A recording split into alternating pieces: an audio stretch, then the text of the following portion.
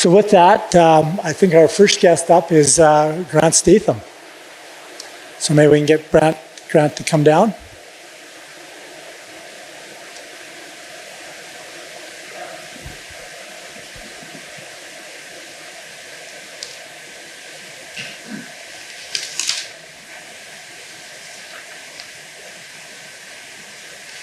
Hey, Grant. Good, good. You up there drinking beer? Yeah, being very quiet. Being very quiet? Cool. Well, let me introduce you. So Grant is actually many things. He's an alpinist. He's an ice climber. He is a IFMGA mountain guide, avalanche forecaster based in Canmore, Alberta. He works with Parks Canada Search and Rescues and their avalanche safety programs, both in Banff, Yoho, and Kootenay National Parks. As I said in my intro, he was also the first recipient of the JLA award back in, was it 1997? Yeah. And for their trip to the Kichatna Spires. So he's going to talk to us a little bit about what that first trip was. Also going to talk about the origins of the JLA. And then we're going to do a bit of a pivot, and he's going to bring some of his safety knowledge and leave us with some safety tips tonight. So, Grant, welcome. Thank you. Thanks for having me. Yeah. By the way, I just want to start by saying thanks for picking up the JLA and really taking it here. It's great. Oh, well. It really is great. Like for me, the JLA was involved with it for probably about 15 years, which I'll tell you a little bit about now, but it's always been kind of an important thing for me.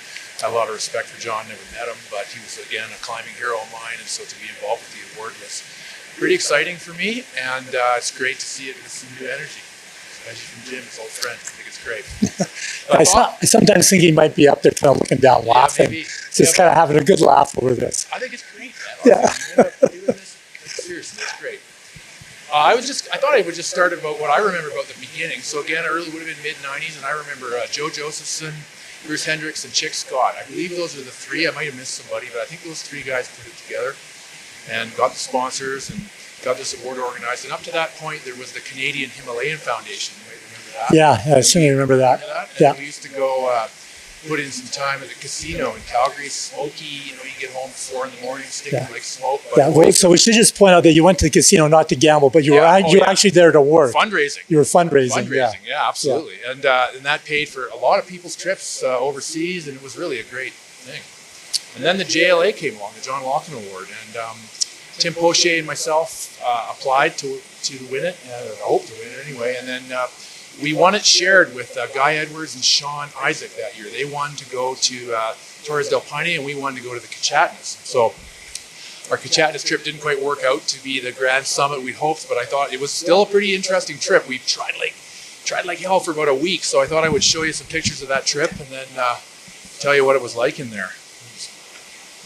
So this picture you're looking at in the back here is Kichatna Spire, and you can see the big tower on the right with that great big proud pillar. That's Noman Spire, and that was our goal, was Noman Spire. Tim showed me a picture of Noman Spire, and I just, what the heck is that thing? Our goal was to find ice runnels and climb kind of the left side of that thing, the shady side, and would have been a first ascent. I think Noman Spire has been climbed before by sort of up the gully, but nothing like that. So that was our plan, and we applied and we won the award. Totally excited and feeling like I was honoring John to some degree to get to go on that trip. So we got up there, we had the splitter weather immediately upon, we got to Alaska, got to Talkeetna, it flew in, boom, it was blue, and we were landed. And we were climbing like the next day. I think we landed, went for a ski tour to Scope, and then we started climbing the next day. And this is the line that we wanted to climb. You can see that kind of slot, chimney thing at the bottom half on the left. We wanted to get into that and then get up on top on that sunlit prow and then climb on the right in the shade. And we assumed we would find ice runnels through there. This is Tim Poche. Tim might be watching tonight, I hope so. Tim lives in Pemberton. Great climbing partner of mine. We did so many great stuff together, and including this trip. So there we were, totally pumped. Like, we're under the line, it's got ice in it, we're completely pumped. First day, and up we went. This is Tim starting up the first pitch into this gully. And so he leads pitch number 1, everything's going great. I lead pitch number 2, this is looking down, and so far so good. And then everything changed on pitch 3. So up Tim goes, no gear. no gear, and he ends up having what I recall is a fairly sketchy long run out off the anchor, like off the anchor, right off the anchor. And then he got worked up, and he didn't think he could do it. And I didn't know what to do, and I had my head down. And he eventually got way up, sort of near the top of this picture, and then down climbed it all.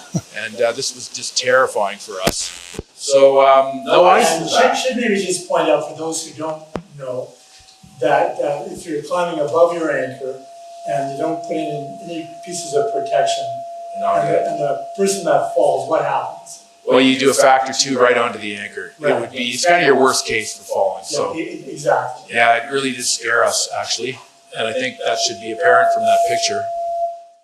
So that was the end of that.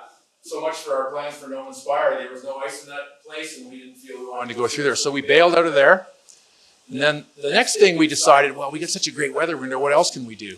We're in a place called the Cul-de-Sac Glacier, like just an incredible spot. I don't think many people have been to the Cul-de-Sac. It's the north side of Kichatna. This is the main Kichatna Spire, and on the left side, you can kind of see a slot heading up into the granite there. That was our next attempt because on our scoping, we'd seen this waterfall in there. You can see it in this picture, this beautiful waterfall next to that like crisp white granite. So we started up this thing the next day. And, you know, again, we got all the way up there, and then you can see that mushroom in there. We climbed right up underneath that snow mushroom.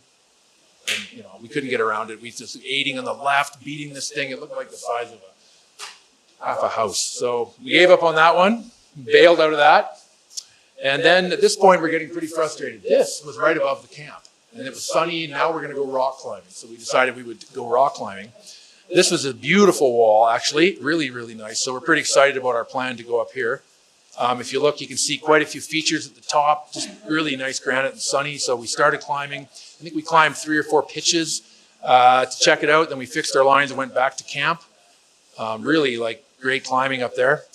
And then we got back to camp and the high haze started coming over. So no weather forecast. We had no communication. We actually took a satellite phone with us, and it was the size of a suitcase. Like it was just, and it didn't work. Well, that was better than before that. We used to take a single sideband radio. Yeah.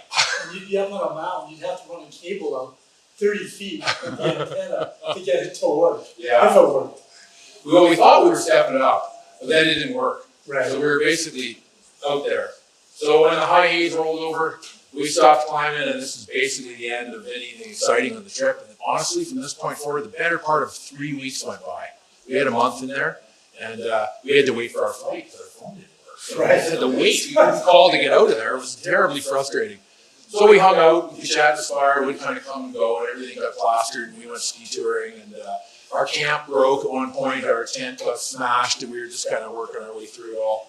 We did have a pretty good time. You know, you can see the old Walkman there, Tim and I laughing away in the tent. You know, these sort of things get a bit weird after a while, I should say. And then finally, it cleared. And actually, in a panic, we climbed up to a summit with our suitcase. We did find a summit, some small bump. Made a phone call, told everyone we were alive, and we got picked up 5 days late, actually, because the pilot couldn't get in there. So it really was something. So I've heard a story and about your trip, and about a certain rappel that happened, and I think you kind of skimmed over that. Do you know what I'm referring to? Yeah, I did. I skipped it. You skipped it? Yeah, I skipped it. I think our audience this evening would love to hear that, especially from a park safety specialist. Right. Well, the snowballer. Not to put you on the spot. The snowballer is a somewhat dubious type of rappel. Yeah. And so as we bailed off the Kichatna piece, we got to the top of the birch run, which was overhanging but short. And, so for those who don't know, birch run's like a big gash or crevasse that's at the base of a climb. Sometimes it can be very difficult to get over and either going up or coming down. Yeah, exactly. And we had to get over it. It wasn't very big, but it was overhanging.